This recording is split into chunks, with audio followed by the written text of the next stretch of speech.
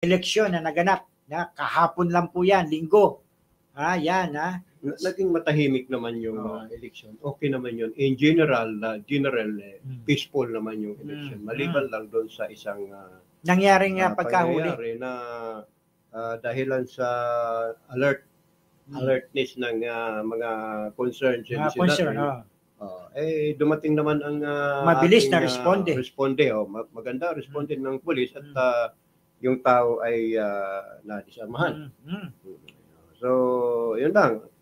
Hawak na ng pulis yun. Wala na sa atin ng bola na sa kanila. Pero wag masyado Sabi nga ni wag daw masyadong OA yung kapitan na si Palma Yung barangay captain Jada Palma dapat maging patas ka.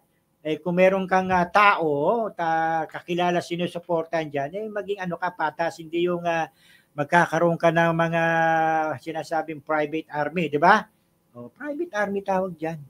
Kaya Takner,